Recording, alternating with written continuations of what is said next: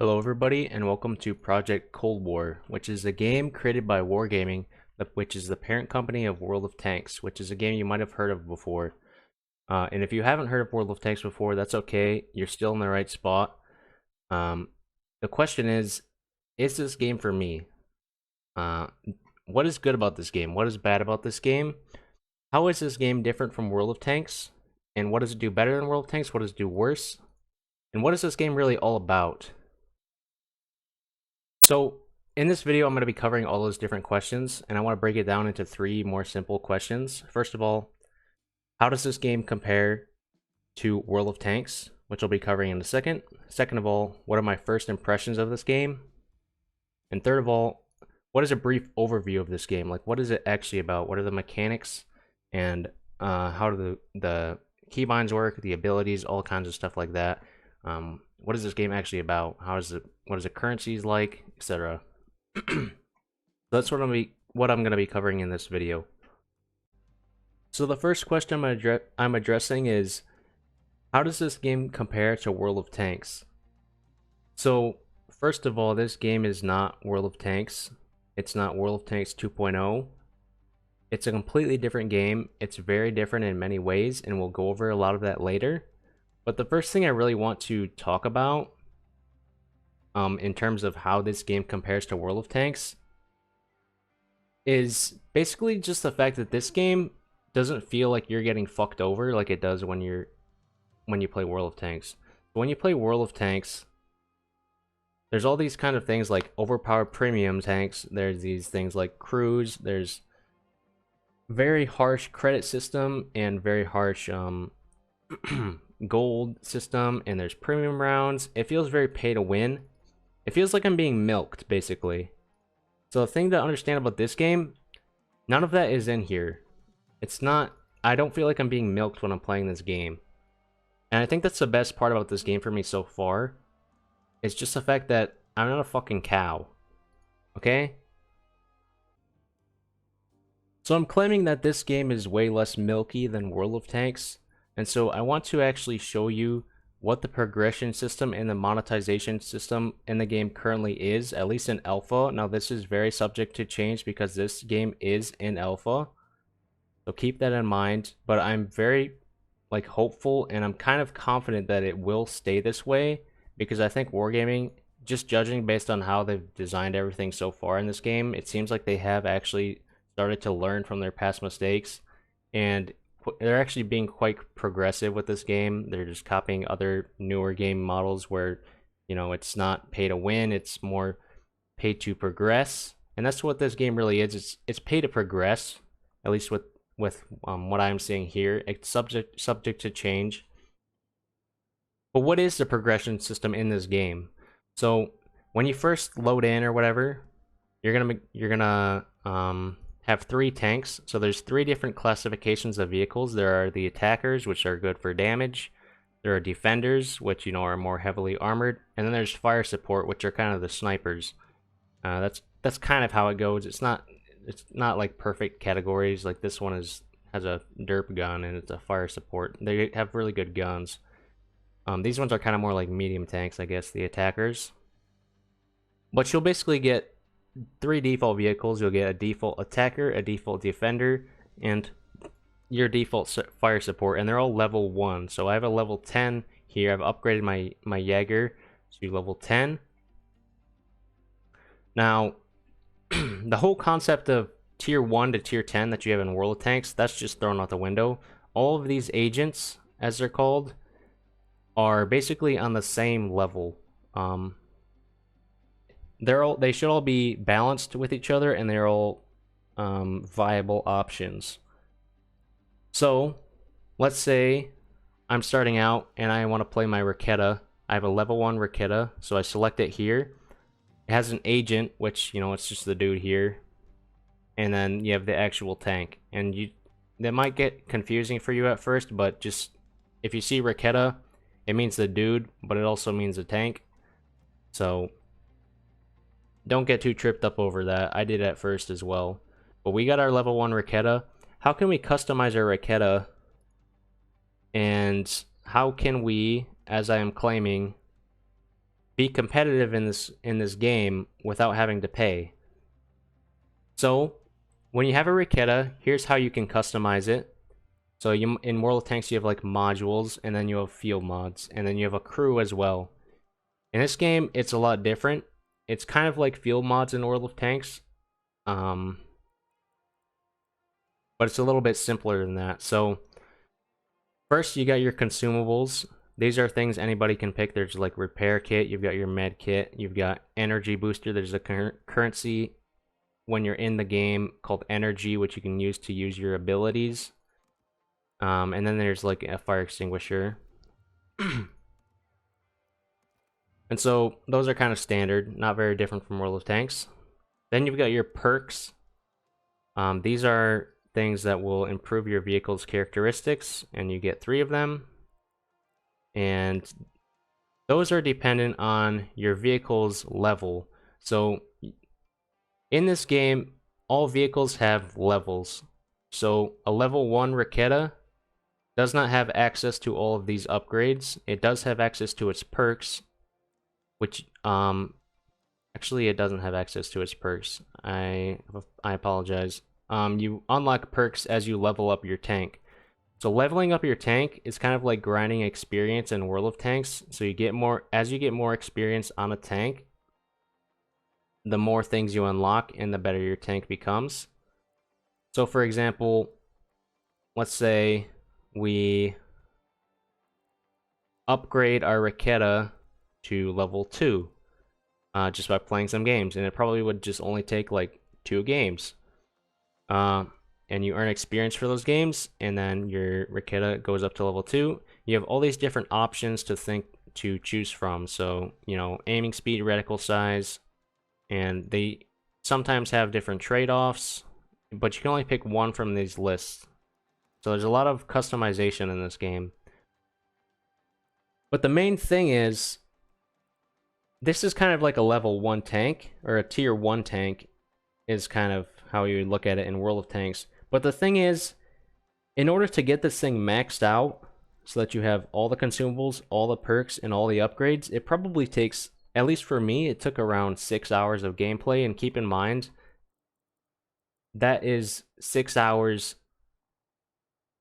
of me as a new player to this game. So, like, once I get pretty good at this game, you know, maybe it'll take me like 4 or 5 hours to get to level 10. And so what that really just means is I want a tank that is good and competitive and balanced. Okay, what do? I go to change agent. I look for the tank I want. Let's say I want the Reaper. Ooh, that tank, people have been saying that tank's really good, or it has this really cool ability. I buy it for currency, which I get by playing games, and this is probably like 8 games worth, so I don't know, an hour or less.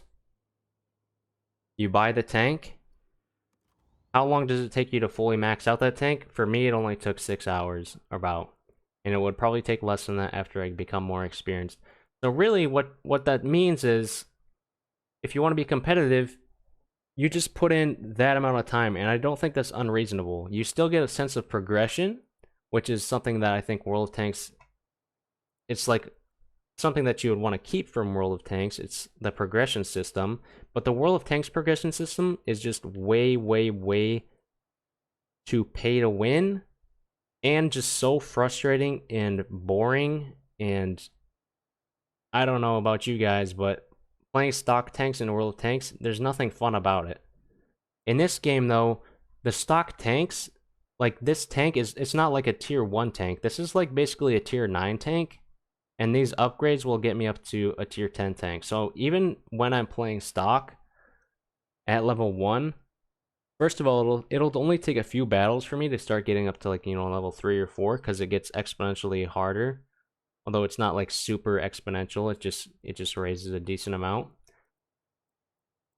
But you can get like halfway there in, you know, like just like 5 matches, which takes like 30 minutes or something. And then the rest takes, you know, longer because it's more expensive. But you're already a competitive vehicle from the get-go. Let's say you're playing like a stock I don't even know, T29, and you've got a 90 mil gun, but you got like a stock engine. Your tank just feels like shit. And if you really want to be competitive in World of Tanks, it's not even really about the fact that you have to have all the modules and stuff. Your crew matters. Your crew, you could throw like billions of dollars at this game and still probably not like max out all the crews on every single one of your tanks. So you're basically hindering yourself, and you're playing in a somewhat uncompetitive tank because other people can potentially have an advantage over you just because they have a better crew than you. And then there's also the fact that there are no gold rounds in this game. Gold rounds are cost currency, like credits. These are credits in this game. This soft currency up here, you earn this from battles, and you get a reasonable amount. And you can't lose credits by playing. So if you play with, let's say you play with these consumables. So let's say we want a fire extinguisher. It costs 25 credits per match. That's basically nothing. You're basically guaranteed to gain like a good chunk of credits every game. And so there's only just progress. There's no, okay, like in World of Tanks, oh, I'm going to play my Leopard 1 with full gold ammo in World of Tanks. You lose 2 million credits in one session. Oh shit, now I got to play boring ass tier 8s premiums, which are, the whole tier is just fucking busted for like 2 hours just to get that back. No, here, all you can do is just play and you progress. And it's a reasonable amount of progression time, and you can get a fully competitive tank within a reasonable amount of time. And that's what I love about this game. And so you may be wondering, okay, so if I can just grind all this stuff out, how are they actually going to make money off of this game? Well, here's how. First of all, it's with skins. You can go to edit loadout, you can go to your appearance, and then there's all these emblems and 2D camos and paints and whatnot that you can customize with. But probably more likely is what I'm thinking. Their actual profit is, I mean, a lot of profit's going to come from that, but really, like I said, it's not pay to win, it's pay to progress. And where a lot of their income, I believe, is going to come from, is actually going to be from this, is from these boosters. So you can boost your experience and potentially your credits as well by buying boosters, and that will just make it so that you get your fully decked out tank quicker. But like I said, if they keep it the way it is right now in the alpha, it's perfectly reasonable to get a fully maxed out tank within like a reasonable amount of time, so you don't actually have to do this. But some people will, because it'll be worth it for them, because there are a lot of agents, aka a lot of tanks. There's something like 18 or something right now, and they can always just add a bunch more. The other thing is they have a battle pass system. So here it's called seasonal up top, where you get, it's like a battle pass in the World of Tanks. You get, camos, XP boosters, etc., skins. And then at the end of the battle pass, you get a new tank. This tank being the Ray. Now, in my experience, I've played the Ray. It seems like it's balanced. It doesn't seem like it's, a Barask or something. And this is something you can also just get just by playing. It's kind of like World of Tanks, where you can do it free to play, or you can just spend some extra money on it if you need to. Now, my hope, and I'm really hoping this will stay this way, these things will either be available later on for credits, just to buy after a certain amount of time. So it's like you can get access to them early through the battle pass, but you'll eventually be able to get them otherwise, which I'm pretty confident is probably going to happen. I don't know how long that period will be, but we'll see. But my other hope is that they won't make these things overpowered, like a 279E in World of Tanks at the end of this battle pass. Now, there is actually a 279E in this game, which is kind of funny. But as far as I can tell, it's balanced as well. And the 279E works the same way as it does in World of Tanks, where you get it through campaigns. So you do missions. You see, it's just like World of Tanks. So we're doing Operation Recruit. Here we go to view operation, and there's 10 missions that I have to complete, and at the end of it, I will earn a atom. So the atom is just code name for, it would be in Defenders, I think it's atom. It's the 279E. And so that one is, again, kind of just, I don't think you can actually pay to get this tank. You actually have to just do all the missions, so even that is kind of not pay to win. But yeah, I think that's basically all I've got to cover for the pay to win elements. There are none. Just pay to progress. Now, their monetization strategy might be great and all, but that doesn't really matter if their game just kind of sucks and isn't fun to play, and that's what we're going to address next. My initial experience of the game was actually kind of negative, and I didn't really like it because I felt very overwhelmed with how fast-paced the game was, and because I didn't know what was going on at first. So what I want to explain during the gameplay is why, despite this, my impression of the game grew more positive rapidly over time, and now I love it. And I want to get the point across as to why you should go into the game with an open mind as well, because I believe it's likely the game will grow on you in the same way that it did for me. So what I'm going to do is play a few games in a couple tanks, explain a little bit about what's going on gameplay-wise, explain the game mode I'm playing, which, by the way, there are 3 of them. One of them is a search and destroy game mode, if you know what that is. It's like where you plant the bomb. It's like CSGO, where you plant the bomb, and there's a team that has to defend the bomb site and defuse the bomb, and there's no respawns. And then the other 2 game modes, there are respawns, and you have to contest cap circles, basically. In one game mode, there's just one cap circle that you have to contest in the middle of the map. In the other game mode, there's like, I don't know, 7 cap circles or 6 cap circles, which you have to contest all over the map. I guess I kind of just explained it now, but I'll talk a little bit more about it later. And then besides that, I'm also going to explain what it is about the game that I love so much. So I'm going to point out features that I love. And a lot of that will have to do with how creative this game is with their abilities, the abilities that each tank have, and the strategy involved. And I'm also going to point out a few things about the game that I think they can improve on, which, by the way, I don't think there are actually that many things that I think I would really change about this game, to be honest. But there are some for sure. I mean, it is an alpha as well, so keep that in mind. A lot of the things I'm talking about that I think they can improve on, I think they will end up fixing regardless, but I will point them out regardless. The first tank I'm going to be playing is called the Titan. It is a defender class tank, so you expect it to be heavily armored or have lots of health points, which this tank has a lot of health points, and I think it might actually have the most health points in the entire game, and that's what its kind of its specialty is tanking shots. It doesn't have as much armor as you would expect. I would say its armor is kind of similar to an M48 Patton in World of Tanks, so it doesn't really bounce that much, but it just has so much HP. This is the starter vehicle that you get for the Defender class, although I will note, like I said earlier, just because it's a starter tank doesn't necessarily mean it's going to be worse than all of the other agents. It's just the one that you start out with, that's all. They're supposed to be relatively balanced as far as I understand. At least it seems that's the way they're trying to approach this.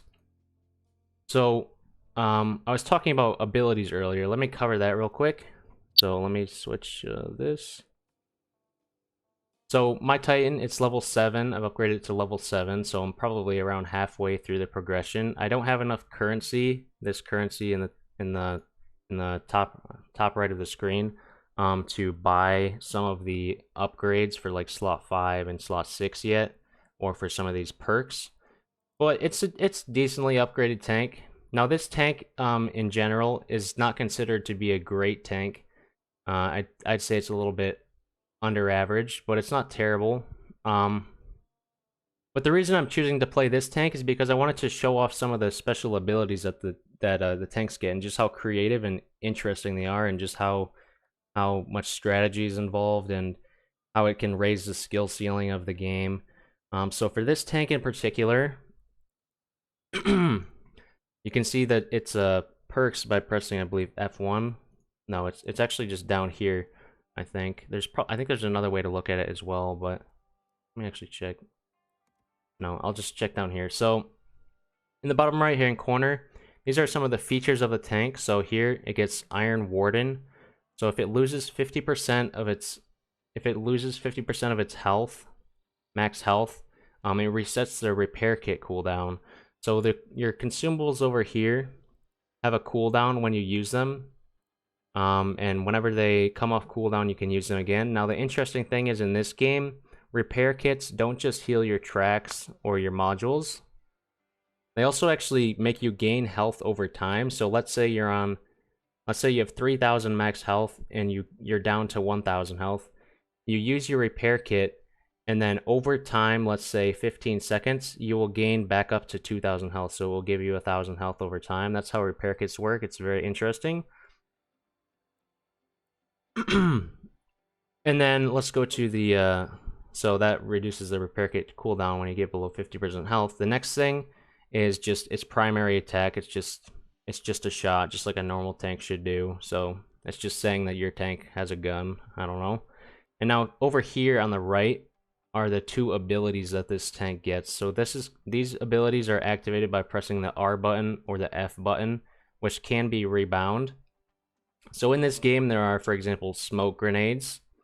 This ability, if you press F, will just throw down a smoke grenade on your tank, basically. And that will obscure enemy vision. And the nice thing about this game, or at least the interesting thing about this game, that isn't really applicable to World of Tanks, is that a lot of like vision is very important in this game.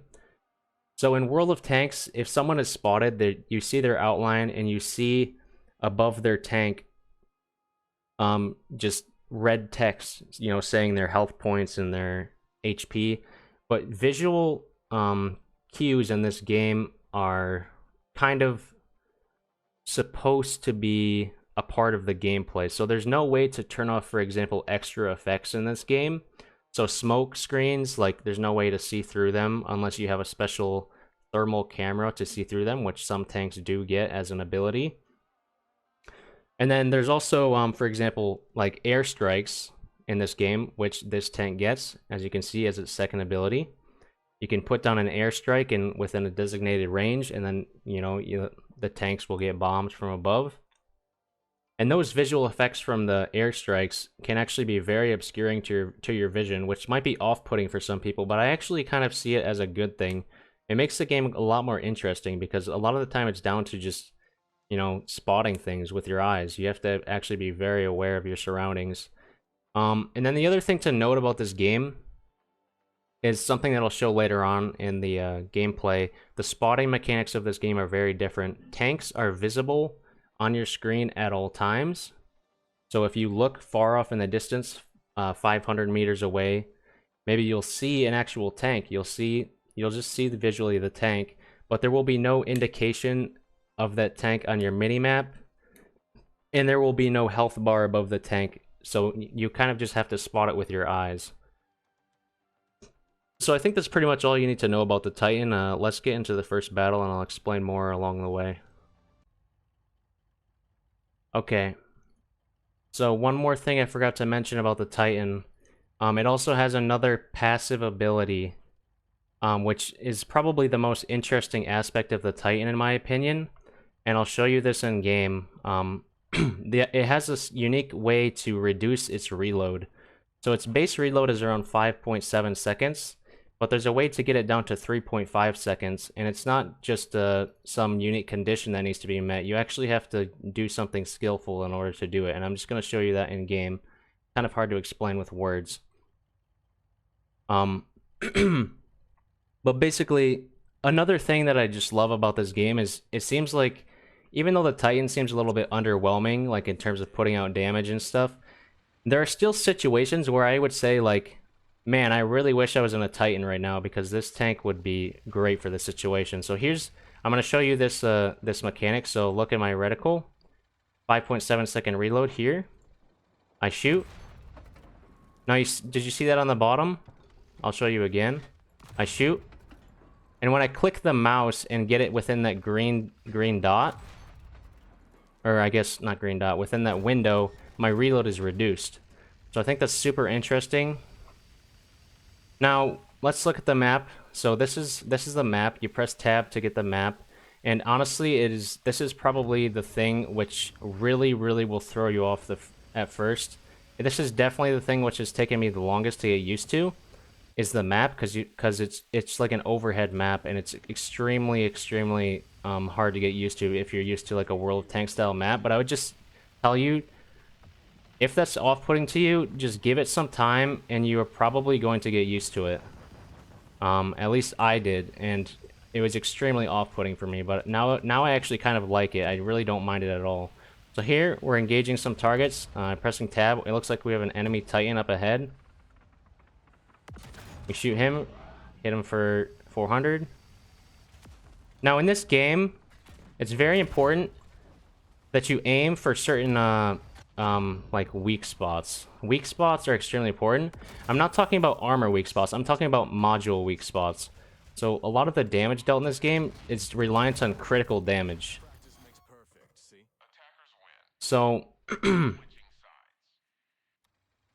basically, let me just give you my own tank as an example. If you shoot the back of the turret, you hit its ammo rack, and that will do, for example, 1200 damage instead of 500 damage. And then let's say you shoot it in the engine, that'll do like 1000 damage rather than 500 damage. So there's kind of just a damage multiplier on hitting modules, and there's module health, and your gun does a certain amount of module damage. And there are some rolls. It's kind of like there's some RNG rolls. So let's say you have, for example, 90 module damage on average, and then an opponent's engine has 100 engine health. You shoot their engine and you get a high roll on your damage, and then it will critically hit their damage, or sorry, critically hit their engine and do extra damage. It'll do 1000 instead of 500. Now the other thing, we're going to look at the UI. So in the bottom left, we've got our airstrike here. We've got our we've got our smoke screen here. And both of these things cost energy. So this one costs 85, this one costs 30, and our energy bar is right here. We have 100 energy total. I'm going to use my airstrike. And they go on cooldowns as well. And your energy just slowly rebuilds over time. So we want to aim for module weak spots if we can. I'm gonna put some pressure on these guys because I have really good HP. Hit him in the engine. Let me see if I can ram kill this guy. Another thing to note about this game is, if you look at the very bottom of the screen right down here, you can see how fast I'm going, but it will also tell you, this bar here on the bottom. It fills up and then it goes down when you use your booster rockets. So there are booster rockets on every single tank in this game. I bind my key to my mouse side button, and when I use my booster rockets, my tank just accelerates way faster. It's another interesting feature of the game. Now I guess I should explain a little bit about the game mode I'm playing. So this is Search and Destroy. This is something that you definitely don't have anything really like in World of Tanks, besides maybe the 2-cap Assault Defense mode, which isn't really seen in standard play. In this game mode, there's 2 cap circles, 2 bomb sites that you can contest.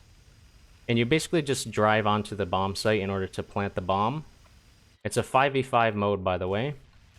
Most of the game modes are not like 15 versus 15. They're like 6 versus 6, 5 versus 5, or 10 versus 10, for example. This mode is 5 versus 5. Let me cross over to the bomb. And I'm with my team. As you can see on the minimap, we're planting the bomb here. And it looks like most of the enemies are around here. I'd like it to actually strike if I can. I can't quite reach them. They're a little bit out of my range.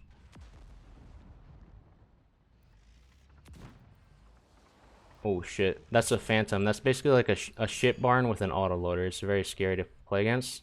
We gotta be careful of him. I think he's within strike range now.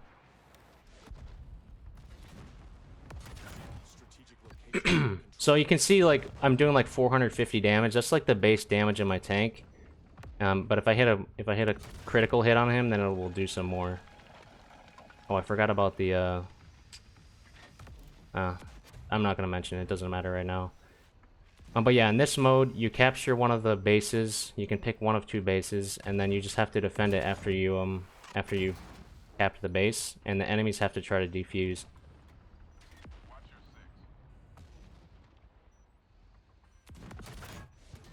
Yeah, I'm actually gonna put some pressure on this guy. I'm gonna put down a smoke screen in case someone's behind us. Okay, we got a kill there. It makes like a red skull on the screen when you get a kill. It's pretty cool, pretty dank. Looks like our team is probably better than theirs, but I could be wrong about that. It kind of seems that way. Seems like we're kind of just rolling them a little bit. But yeah, it's best of 3. One thing I will say about this game is, like I said, it's very reliant on the crit hits, not like the critical hitting engines and ammo racks, which takes a lot of knowledge to kind of know where those are in the different tanks. But the ammo rack is usually in the back of the turret, and the engine is just, you know, usually in the back of the tank. But slowly over time, you'll start to learn you'll start to learn where you're supposed to shoot different tanks, and that will make this game way easier for you, because initially you just keep getting like one shot and stuff, and you don't understand what's happening. What's happening is they know your weak spots, you don't know theirs, so you shoot them for 400 and then they hit you for like 1200, and it just doesn't seem fair, and you keep dying instantly, and it gets very overwhelming because you just don't know what you're doing wrong. You don't know what's happening, and I'm just telling you, bear with it for a little while. It will start to make sense over time. Let me actually cancel this, and I'm gonna play a different tank. Real quick, let me pause. I should actually cover something real quick. So after the battle results are on the right side of the screen. Let's take a look at this game. It says we did 8.3k damage, 2 destroyed, 0 deaths, 1 capture. In match overview, we did like middle of the pack. I wasn't focusing super hard, but also, to be honest, like, the Titan doesn't put out huge damage. It's kind of like the guy taking the hits, and you don't always get rewarded for that in terms of like your score. And we kind of were rolling them, so I was kind of just trying to play catch up, getting the damage, and I was trying to explain things at the same time, but I'm happy with this result. Now, the very important thing is all of the modes, all of the 3 different modes, very much incentivize aggressive, or not necessarily aggressive, but just like participation from your team. It's a very much objective-based game mode, and if you don't play the objective, that will be reflected in your score pretty heavily. Not only because you get less XP if you lose, but also because you actually get like more score and therefore more experience and more credits for playing the objective. And so there's no like camping in this game, or there's very little of it. There's no holding choke points and just kind of sitting there. Or I shouldn't say no, because it can happen, but it's not nearly as bad as in World of Tanks, where you go one line on Lakeville and you're kind of just staring at each other for 4 minutes and doing nothing. That's just another reason why, like, some people can like that kind of gameplay, like if you're a tank destroyer player in World of Tanks, but a lot of people in World of Tanks get very frustrated because it's just very fucking campy sometimes, and there's just hull downs and you can't do anything. In this game, there's way less reliance on armor. I would almost say a little bit too little reliance on armor. It's pretty easy to pen most of the tanks. And it's more about aiming for critical hits rather than just not bouncing. You're pretty likely to do damage to most tanks. And I think that's one thing that this game could do a little bit better on. But yeah, I'll just give you an example. This game, I got 300 currency. To give you some perspective, the first upgrade cost 400 currency. This was a pretty mediocre game. I think if I had tried harder, or this game had gone better, then I could have gotten 400, and then boom, I get my first upgrade just like that. The max upgrades, I think, cost 2,000 currency, so, tier 10 upgrade, costs 2,000 currency. That's not that bad. That's like 7 games or whatever. That doesn't take that long. So yeah, that's all I've got to say about that. Let's go to the next game. So the next tank I'm going to be playing is the Ray, which is a battle pass tank in this game. In my opinion, this tank is extremely fun. I don't know if it's like super good. I think it's really good, or at least decently good for just farming damage in public matches. I don't know if it's actually going to be good in like competitive formats or not, but at least for public matches, it seems like a damage farmer. This thing is a glass cannon. It's got 1400 HP, which I believe is the lowest in the game, but it has a laser charged gun. And basically the way the gun works is you charge up your shot over time, and then I'll show you more in game, but the more it's charged, the more damage it does. It has 3 different stages. The first stage does 500 damage, second stage 800, and the third stage does around 1300 damage. So another thing I want to talk about in regards to this game is just, I think I've already mentioned it, but just the fact that, you know, lower level tanks, my Ray is level 5, I still feel like I'm very competitive against even level 10 tanks. It's not like I'm playing a stock T29 with a 90mm gun and a 75% crew trying to shoot at an E75 and being forced to load gold and then still being mediocre. Everything in this game is pretty well balanced, and that's what I really like about it. Okay, so we got into a game.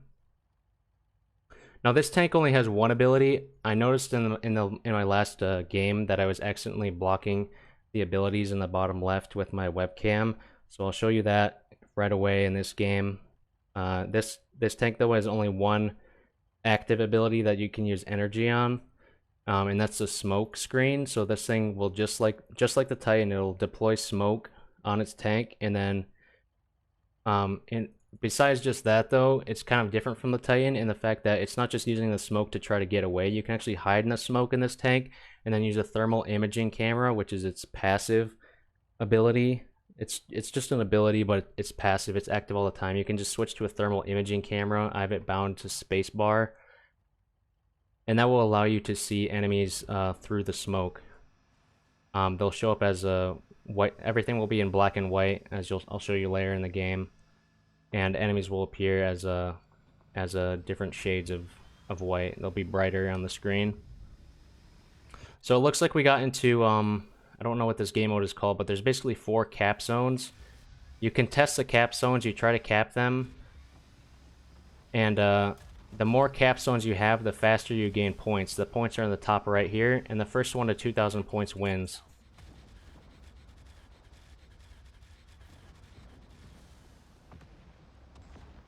So I think what I'm going to do is put down some smoke over here. You can see I'm starting to charge up my gun. I'm on the second stage right now. I'm going into thermal image camera, and once I go into the third stage, I start overcharging, and you see I start losing health until I shoot. So it's kind of like busting a nut in the fact that, like, if you don't let it out, then you're gonna suffer. The laser basically overheats and you take damage. So I'm on my second stage now. I've got to be careful because if I get to my third stage, I'm going to start taking damage, so I need to get my shot out. Right there, I hit him in the ammo rack, and boom, since there's a fully charged shot and I hit him in a critical ammo rack area, it does 1700 damage, which is absolutely crazy, and basically one-shots him. Now, these kind of abilities are kind of what makes the game kind of, I guess, super interesting to me, and super strategic and fun to play. Yeah, I need to bust my nut real quick. I was starting to take damage. I wanted to save it until I saw a tank, but couldn't find anybody. Oh, I am very low HP right now. Like I said, this thing does not have a lot of HP. So, one thing I also want to mention about this game is the devs seem very responsive to balancing. So if people are complaining about a tank, they'll actually do something about it, is what I'm trying to say. So right now I'm capping a zone. I'm hoping I don't get pushed while I cap this, because it could be a problem. looking on the mini-map, I'm not sure if any enemies will actually contest this. Probably not. So it makes timing the shots very interesting, because sometimes you want to charge early on, sometimes you want to wait to charge. Like I see this guy's coming around, I think we're going to be almost, it's going to be almost perfect. Okay, so we hit him for 1300. I'm trying to survive. Yeah, he got us. If we would have hit his ammo rack there, which is under his turret, then we would have one-shot him. But I think our module damage isn't quite high enough to hit it every time. If maybe with more upgrades, I will be able to. But yeah, the devs, it seems like they care really a lot about it's not just the fact that they aren't trying to milk you. It seems like they actually do care about their game, and they're trying to make it balanced. They're trying to make it fun to play. And it's these kind of abilities like this that just make it super, super strategic and fun to play, in my opinion. Every tank has something like this, pretty much. The Phantom, for example, is basically a ship barn with an autoloader. It's not as broken as it sounds, I know what you're thinking, but basically, what it can do is it can use one of its abilities to play dead. So its tank will look like it just exploded, when in actuality you're still alive. Boom, 1300. So we timed that one well. Took that guy out. And it's just that kind of stuff that makes this game super entertaining for me, in my opinion. Seems like they really care about their game.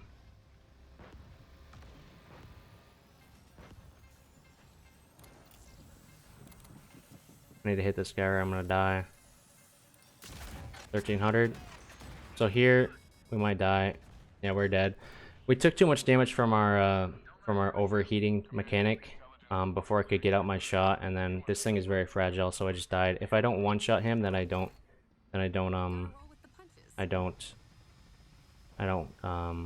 win the fight, basically. Now this thing is kind of unique as well in the fact that it's kind of point and click. Where you shoot, where you click, your shot will go. There's no bloom or anything. Other tanks definitely have that mechanic, like the Titan, but not this tank. This thing is really good at sniping and also ambushing people. So I'm gonna cap our base cap. I don't want to get trapped in our spawn. And I think I'm just gonna focus on the game for the rest of this video, because I said most of what I wanted to say, I think. There's some more stuff about like the spotting system I could mention, and the mini map, and I guess some pros and cons about this game compared to World of Tanks and whatnot. But I think I'm just gonna play, honestly. I think that's probably the best way to showcase what this game is all about. So let's try to get some kills. I'm gonna fire early because I don't expect to get a shot off in time. I want to get a shot off this time though, for sure. So I see a guy on my right. It's like an Leo or something. There's a chopper. I just completely missed because I have bad gun depression. I'm gonna pop a smoke. This is the smoke view I was talking about. Oh, that's not good. I need to escape if I can. I might die. So this is the thermal imaging I was talking about. Oh. So we just hit that guy for 2300 because we were fully charged. I'm definitely gonna die. If I can get this chopper before I die, that'd be great. I bounced off of him. Yeah, this is a thermal imaging camera I was talking about. There's so much to this game, guys. Like, there really is. And it's very overwhelming at first, but really, if you're completely focused on it and you can and you start to learn over time, then you start to enjoy it, because it becomes much more or less a chaotic game and much more a strategic game. It's still pretty chaotic, but it's not. It's like you actually understand what's going on over time, and that's what I didn't have at first, and that's why I was so overwhelmed, and that's why I thought this game was like, this game is not for me. But just give it some time, and I think you'll probably have the same experience as me, where it's actually pretty good. You just need to give it some time. I'm gonna try to rush into position, hopefully before... Okay, we hit the guy for 1500.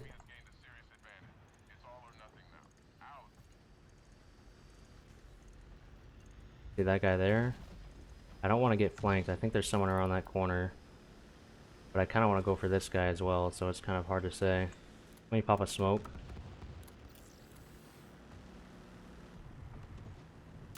Yeah, I just need to shoot at something because I'm gonna, you know... Uh-oh.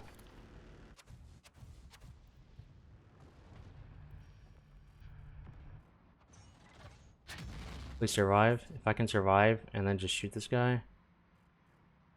Okay, we shot that guy for 2500. This thing is deadly. This thing is absolutely deadly. And unfortunately we lost that game. I wasn't playing the objective too much because I was really trying to focus on explaining what this game is all about, but yeah, let me kind of wrap things up here. Okay, so to wrap things up here, let's look at our last battle results. Here are the battle results on the right. We open them up.